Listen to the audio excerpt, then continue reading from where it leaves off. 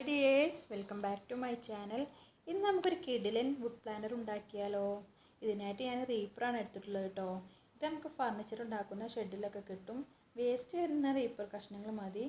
അപ്പോൾ അതാകുമ്പോൾ നമുക്ക് ഈസിലി അവൈലബിൾ ആണ്. അപ്പോൾ ചിലവ് കുറഞ്ഞ രീതിയിൽ നമുക്കിത് അടിപൊളിയായിട്ട് ഉണ്ടാക്കിയെടുക്കാം. അപ്പോൾ എങ്ങനെ ഉണ്ടാക്കുന്നതെന്ന് നോക്കാം.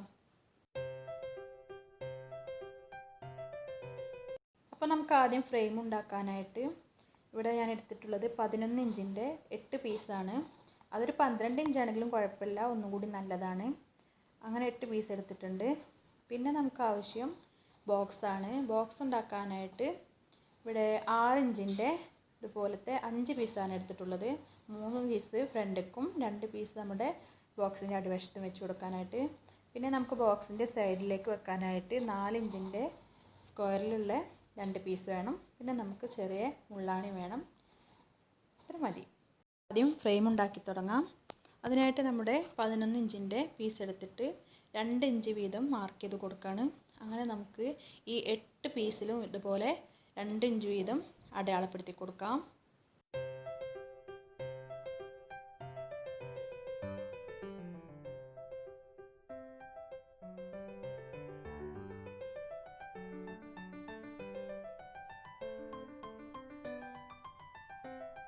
ഞാനിതൊന്നുകൂടി നല്ലപോലെ മാർക്ക് ചെയ്ത് കാണിക്കാം. 4 പീസ് ഒന്ന് അറേഞ്ച് ചെയ്ത് വെക്കാം. എന്നിട്ട് ബാക്കി വരുന്ന 4 പീസ് നമ്മൾ ഈ മാർക്ക് ചെയ്ത ഭാഗത്തൂടെ ഇങ്ങനെ വെച്ച് കൊടുക്കാം.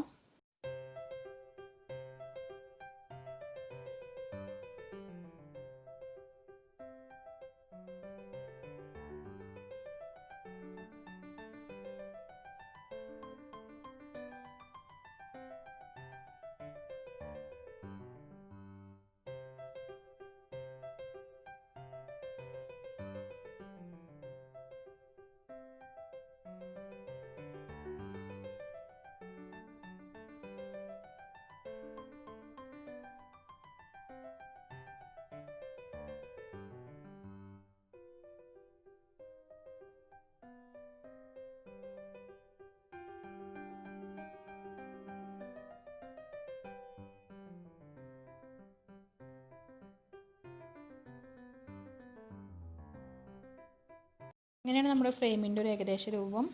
ഇനി നമുക്കിത് ഓരോന്നോരോന്ന് മുള്ളാണി ഉപയോഗിച്ച് ഫിക്സ് ചെയ്തെടുക്കാം.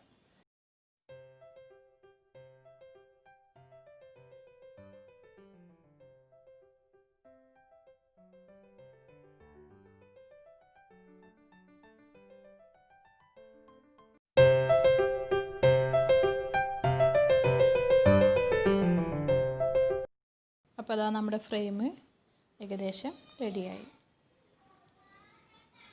നമ്മുടെ ബോക്സ് ഉണ്ടാക്കാം. ബോക്സിനായിട്ട് നമ്മുടെ 2 പലകളും ഇതേപോലെ സൈഡിൽ വെച്ചിട്ട് 3 പീസ് നമുക്ക് ഇതുമേ ജോയിൻ ചെയ്ത് കൊടുക്കാം. 2 പീസ് 2 അറ്റത്തായിട്ടും 1 പീസ് അതിൻ്റെ സെൻറ്ററിലായിട്ടും അടിച്ചു കൊടുക്കാം.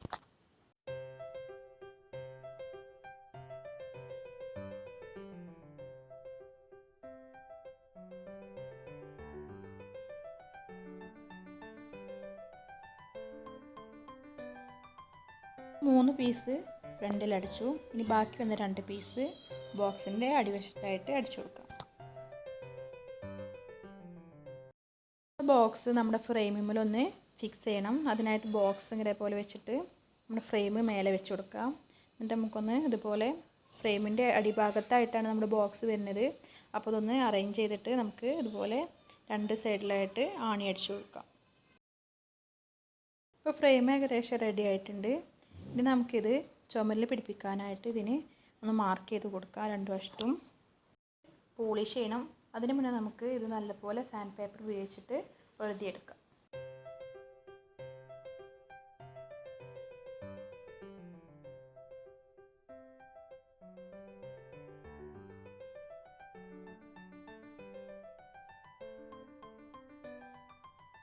ഇനി നമുക്കിത് നല്ലപോലെ ഒന്ന് വാർണിഷ് ചെയ്തെടുക്കാം. അതിനായിട്ട് ഞാനിവിടെ സ്ലീക്കിൻ്റെ വാർണിഷാണ് എടുത്തിട്ടുള്ളത്. അതുപോലെ തന്നെ കുറച്ച് ടെർപ്പൻ്റും എടുത്തിട്ടുണ്ട്. ഇത് രണ്ടും കൂടി മിക്സ് ചെയ്ത് നമുക്ക് നമ്മുടെ ഫ്രെയിമിൽ തേച്ച് കൊടുക്കാം.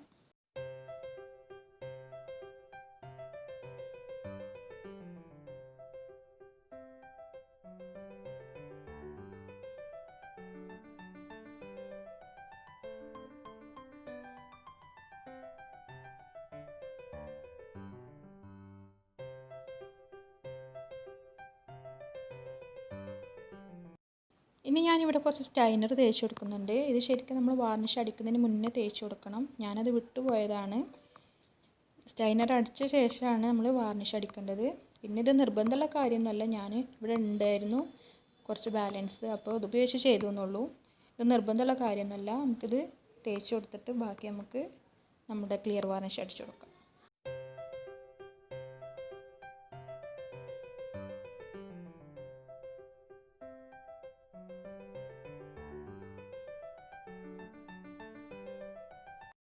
ഇനി നമുക്കിത് ഉണങ്ങാനായിട്ട് മാറ്റി വെക്കാം. അപ്പോൾ അതാ ഞങ്ങളിത് ഫിക്സ് ചെയ്യാണ്. ഞങ്ങൾ ഡ്രില്ല് ഉപയോഗിച്ചിട്ടാണ് ഫിക്സ് ചെയ്യണത്. ഡ്രില്ല് തന്നെ വേണമെന്നില്ല, നമുക്കിത് ആണി ഉപയോഗിച്ചിട്ടായാലും ഫിക്സ് ചെയ്യാം. ഇപ്പോൾ ഇവിടെ ഡ്രില്ല് ഉള്ളതുകൊണ്ട് ഞങ്ങൾ ഡ്രില്ല് ഉപയോഗിച്ചിട്ട് ഫിക്സ് ചെയ്യുന്നുള്ളൂ. അപ്പോൾ ഞാനിത് നല്ലപോലെ സ്ക്രൂ ചെയ്തെടുക്കുകയാണ്.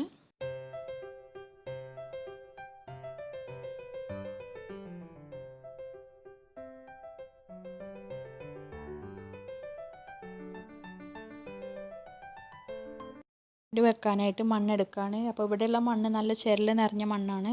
അപ്പോൾ ഞങ്ങൾ ഇതുപോലെ അരിച്ചാണ് എടുക്കൽ. അപ്പോൾ നിങ്ങൾക്ക് ആർക്കെങ്കിലും ഇങ്ങനെ ഇതുപോലുള്ളൊരു ബുദ്ധിമുട്ടുന്നുണ്ടെങ്കിൽ മണ്ണ് ഇതുപോലെ അരിച്ചെടുത്താൽ മതി.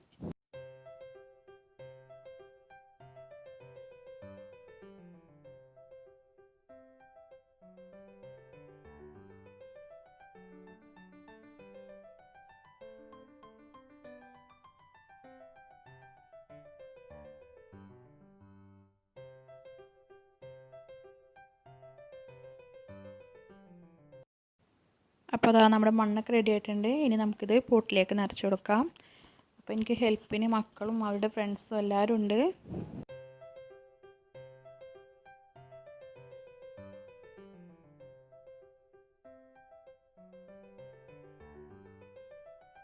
അപ്പോൾ നമുക്കിനി പ്ലാന്റ്സ് വെച്ച് കൊടുക്കാം.